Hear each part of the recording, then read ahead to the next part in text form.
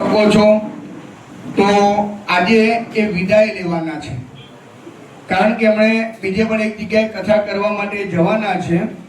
તો આપણા બધે એક નિયમ છે કે આવતા દિલનું પારખું આંગણે નીત આવે મહેમાન, અને જતા દિલનું પારખું દ્વાર ના આવે શ્વાન. અતિથિઓનો સત્કાર એ જ આપણો આદર છે ને એ જ આપણો ભાવ છે. આપણા ત્યાં આવેલ અતિથિ નો જે ભાવ, એની જે પ્રેરણા, એની જે શક્તિ, એની જે હિંમત, એ પણ આપણને ઘણી બધી આપીને જાય છે. અને હું માનું કે આ કથા એમણે જે કરી, અને કથામાંથી આપણે ઘણું બધું ગ્રહણ પણ કર્યું છે. અને ગ્રહણ એવું કર્યું છે કે જીવનની સંપૂર્ણ જરૂરિયાતવાળી વસ્તુઓ આપણને આ કથામાં એમણે સંભળાવી છે. કે ઉંમર થાય ત્યારે શું કરવું અને કઈ રીતના રહેવું, એકલા હોઈએ ત્યારે શું કરવું એને કઈ રીતના રહેવું, આ સરસ મજાની કથા એમણે એમના સ્વમુખે તમને બધાને સંભળાવી છે. તો આજે દીકરાનું ઘર એમનું આવકાર અને અભિવાદન એમના માટે કરી રહ્યું છે. આપણે સૌ એમને તાળીઓથી વધાવીશું, કારણ કે કથા એ કોઈ સામાન્ય વસ્તુ નથી, પણ કથા કરવી એ ભગવાનની કૃપા હોય, ભગવાનની પ્રેરણા હોય તો જ એ વસ્તુ થઈ શકતું હોય છે. અને બીજું કે એમનામાં એમનો સ્વભાવ પણ જો નિસ્વાર્થ ભાવ, એક પણ રૂપિયો લીધા વગર કથા કરવી, એક પણ રૂપિયો લીધા વગર કોઈ પણ જગ્યાએ જવાનું. એવું નહીં કે ભાઈ અહીંયા આટલા બધા વડીલો છે તો હું કથા કરું, 5 વ્યક્તિની સામે પણ કથા કરે છે એટલે વધારે આપણને એ ગમે કે ત્યાં કોઈ પૈસાનો ભાવ હોતો નથી.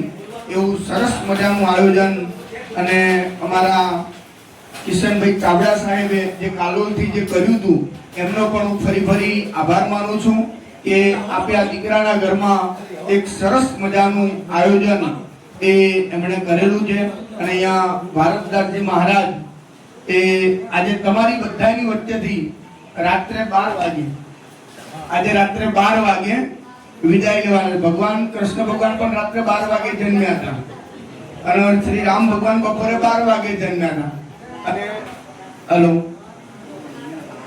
અને આજે રાત્રે 12 વાગે ભાવનગર મુકામે કથા કરવા માટે જવાના છે.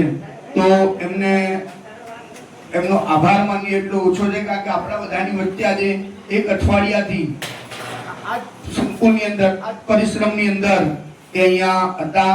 એટલે ખાસ તેમનો હૃદયપૂર્વક આભાર માનું છું. મારા ગૌતમભાઈને વિનંતી કે એમના માટે મહારાજશ્રી એમના વિશે ઘણું બધું કહી દીધું, કારણ કે આવા અત્યારે કથાકારો મળવા બહુ દુર્લભ છે. એમને કોઈ પણ જાતની અપેક્ષા સિવાય આયા અને આપણી જોડે જે દૂધમાં સાકર ભરી જાય એમ ભરી ગયા. તમને લાગે નહીં કે આ કથાકાર છે. એમને જમવા માટે વિશેષ સવલતો એવું કશું જ નહીં, ત્યાં પણ ઉપર બધાની સાથે જ રહ્યા. એટલે એમની એ મહાનતા છે. એમની મહાનતાને આપણે દાદ આપીએ છીએ. પણ કૃપાળુ પરમાત્માને પ્રાર્થના કરીએ કે અત્યારે તો આ કથાની એમની શરૂઆતનો પીરિયડ છે, પણ ભવિષ્યમાં જ્યારે અહીંયા આવે ત્યારે મહાન કથાકાર તરીકે ફરી આવશે અહીંયા, એવી આપણે પરમ કૃપાળુ પરમાત્માને પ્રાર્થના કરીએ છીએ. માતાજીને વિનંતી કરીએ કે એમનું સન્માન કરે.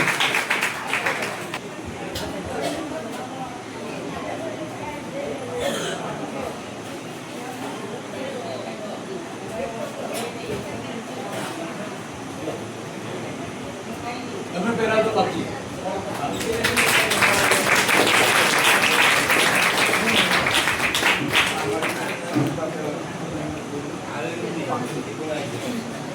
બરાબર બાકી.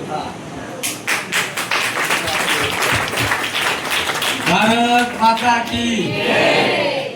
ખૂબ ખૂબ આભાર. આવી સુંદર કથા સાંભળી અને કથા કરવાનો સુંદર અવસર મને આપ્યો, એના બદલ ખૂબ ખૂબ આભાર. બહુ પ્રેમથી તમે કથા સાંભળી છે. ખરેખર આવી રીતના પ્રેમથી લોકો કથા નહીં સાંભળતા. જેવી રીતના તમે અહીંયા આશ્રમમાં બેઠા કથા સાંભળી, કે ખરેખર હું કથા કરું ત્યારે લોકોને કહું પાછો અહીં નહીં કીધું. બાકી પહેલા દિવસે જો કથા ના ગમે તો એ જ દિવસે ભગવાન વનવાસ જતા રહ્યા, રામજીનો રાજ તિલક બી થઈ જાય, હું કરે કરું. એવું નહીં કે 5 દિવસ 9 દિવસ કીધા એટલે પૂરો કરવાનો, ના ભાવે તો એક દિવસે પૂરી કરી દઉં પાછું. પણ અહીંયા તો 5 દિવસના આપણે 7 દિવસ કર્યા છે. બરાબર, ફરી આવતા રહીશું. એવું કઈ નહીં, તમે યાદ કરશો તો બી હું કથા સંભળાવવા તમને આવીશ.